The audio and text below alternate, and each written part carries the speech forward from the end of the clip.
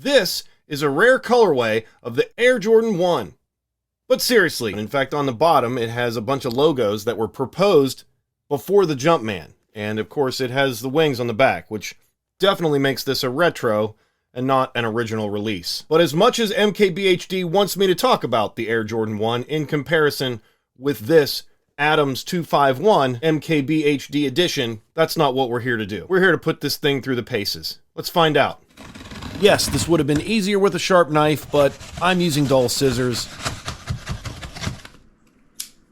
Let's get these out of the way.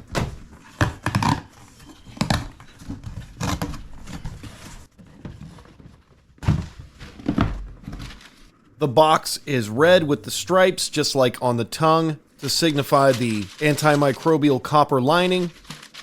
The shoe looks very good. It looks way better than it did in any videos I've seen. The material is weird, but overall a very attractive shoe. The front looks great with the autographed tongue.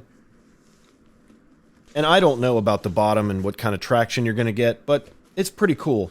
The NYC badge, I could take it or leave it. It does not matter to me. I know some people are upset because his office is in New Jersey. There's only one ball of paper, nothing special inside the shoe. The 251 font is very reminiscent of Air Jordans, and maybe even more a clue as to the influence than the shoe itself. And now that we've got a chance to unbox it, let's see what it feels like on foot. I'm really happy with how these look on my feet. And the instant I put my feet in them, I can tell that they're designed with comfort as the primary attribute. The red bothered me in the videos. It does not bother me on foot in person. I don't feel any irregular weight shifting, and it seems like any way I stand, it's comfortable and supportive. And I'm just really impressed with the way they look on foot. I really am. I feel like I could wear these around all day. But as good as they look, and as good as they feel, and as comfortable as they seem to be, we need to talk about the elephant in the room here.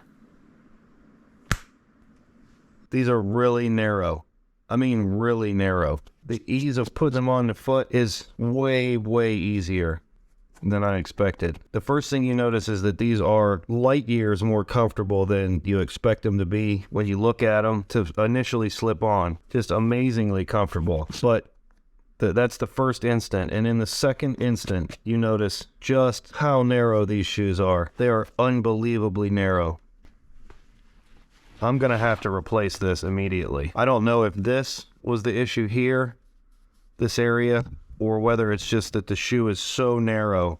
But this area of the shoe right here was already pinching against the outside of my foot. And I have narrow feet. I wear Nikes all day long with no issue. But man, I'm scared that this area right here is just going to bunch like an unbelievable amount. It's just going to cause all kind of pain on your foot right here. I do believe that Marquez designed these shoes, but I don't think he had anyone else in mind when he made these. If he wants you to wear your shoes, he needs to understand that his feet are not everyone else's feet. And I think that's probably the lesson here when it comes to someone going outside of their comfort zone as far as merchandise to make a shoe or make clothing or anything of that nature. When it comes to that specific shoe, your body type literally doesn't matter. Everyone's body type is the body type that should matter. There's no way anyone with experience would make a shoe this narrow. That makes me question the company Adams itself. I guess that's the compromise there was that we'll put these, I think these laces are probably here not to make it easy to slip on, which I definitely did not tie them. This is exactly how they come in the box. Why would Adams, the company, allow Marquez to make a shoe so unbelievably narrow? Even, I don't know if you can see it on the camera, but in here, this actually dives in right here. It actually dives in.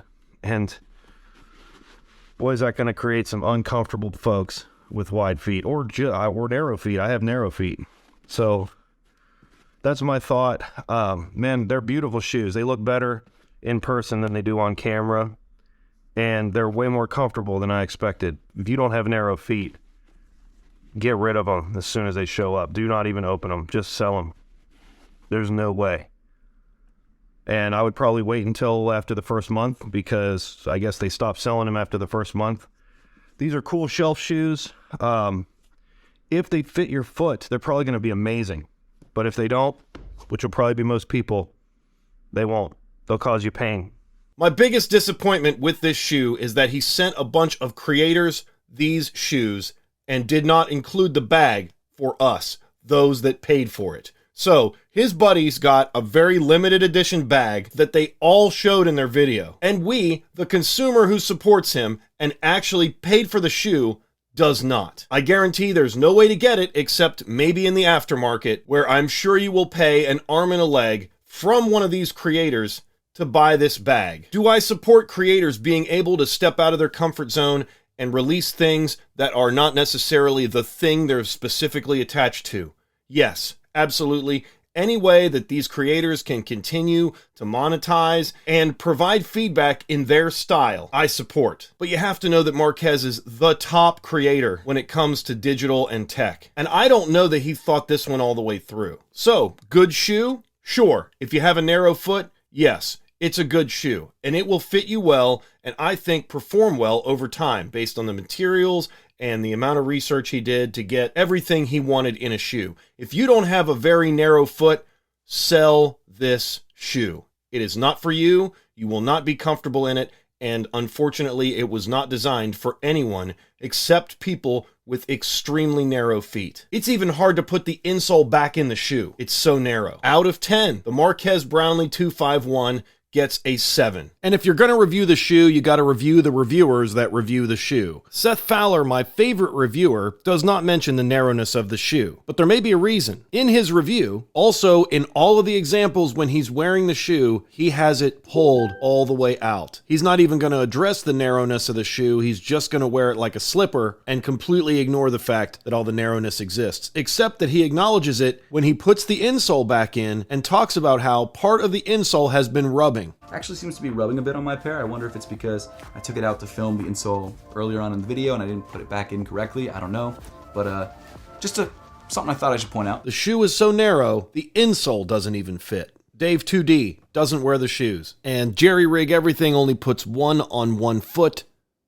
But she probably won't either after this video. Although I own absolutely nothing that is black, so...